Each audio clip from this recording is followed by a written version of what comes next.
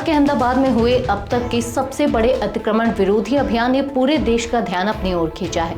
वर्षों से चंदोला झील के आसपास बसे बांग्लादेशी घुसपैठियों की अवैध बस्ती को जमींदोज कर राज्य प्रशासन और पुलिस ने एक मजबूत संदेश दिया है।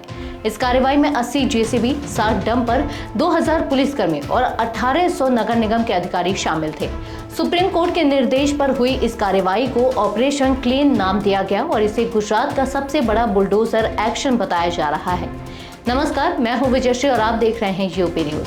आज की रिपोर्ट में हम बात करेंगे कि इस ऑपरेशन की व्यापकता क्या रही, इसके पीछे कौन था और क्यों महाराष्ट्र जैसे हिंदुत्व आंदोलन की जननी माने जाने वाले राज्य में अब तक ऐसी सख्ती देखने को नहीं मिली। अहमदाबाद के इस इलाके में बांग्लादेशी घुसपैठियों ने वर्षों से डेरा जमा रखा था।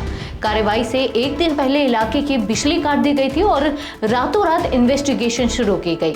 अगली सुबह बुलडोजर चले और 1500 से 2000 अवैध घर जमींदोज कर दिए गए। इससे पहले यहां से 890 लोगों को हिरासत में लिया गया, जिनमें 143 बांग्लादेशी मुस्लिम घुसपैठी पाए गए। इस पूरे नेटवर्क का सरगना था महमूद पठान उर्फ लाला बिहारी।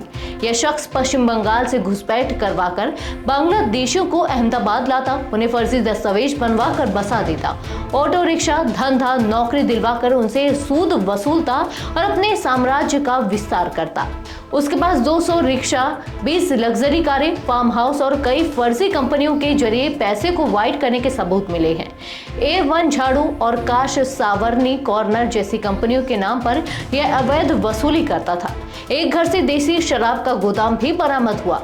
अहम बात यह है कि 2019 में हुए CAA विरोध के दौरान महमूद पठान ने पुलिस पर हमला किया था, जिसके बाद से वह प्रशासन की नजरों में था। हालांकि इस बड़े ऑपरेशन की भनक लगते ही महमूद पठान मौके से फरार हो गया और फिलहाल क्राइम ब्रांच उसकी तलाश में जुटी है। माना जा रहा है कि वह अपने राजनीतिक और पुलिस नेटवर्क के कारण समय रहते भाग निकला। उसका फार्म हाउस ध्वस्त किया जा चुका है और उस पर संगठित आपराधिक नेटवर्क चलाने, फर्जी दस्तावेज तैयार कर पाने और देश की सुरक्षा को खतरे में डालने के आरोप में मुकदमा दर्ज किया गया है। अब सवाल उठता है कि महाराष्ट्र जैसे राज्य में जहां हिंदुत्व विचारधारा की जड़ें गहरी हैं, वहां ऐसी सख्त कार्रवाई क्यों नहीं होती।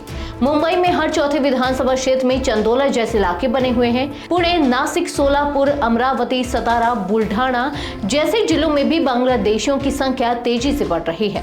भाजपा नेता किरीट सोमैया ने अब तक 11,458 फर्जी जन्म प्रमाण पत्र रद्द करवाए हैं और हजारों बांग्लादेशी पकड़े गए हैं, लेकिन अभी तक जिला स्तरीय संगठित ऑपरेशन शुरू नहीं हुए हैं। लाला बिहारी जैसे दलालों का पुलिस और राजनीतिक पार्टियों से मेलजोल होने के कारण उन पर हाथ डालना मुश्किल हो रहा है। गुजरात की तरह जब तक अन्य राज्यों में भी अदालत के आदेशों के पालन में सख्ती और पुलिस प्रशासन की एकजुटता नहीं दिखाई जाएगी, तब तक घुसपैठियों का नेटवर्क खत्म नहीं होगा। घुसपैठ केवल कानून व्यवस्था नहीं बल्कि देश की डेमोग्राफी और आंतरिक सुरक्षा के लिए गंभीर चुनौती है। गुजरात ने शुरुआत कर दी है, अब बाकी राज्यों की बारी है कि वे भी ऑपरेशन क्लीन जैसे ठोस कदम उठाए या फिर लाला बिहारी जैसे तत्वों को बढ़ने दे। आज के लिए बस इतना ही। यूबी न्यूज आपके लिए लाता रहेगा देश विदेश से जुड़ी ऐसी ही तमाम खबरें। तब तक के लिए धन्यवाद।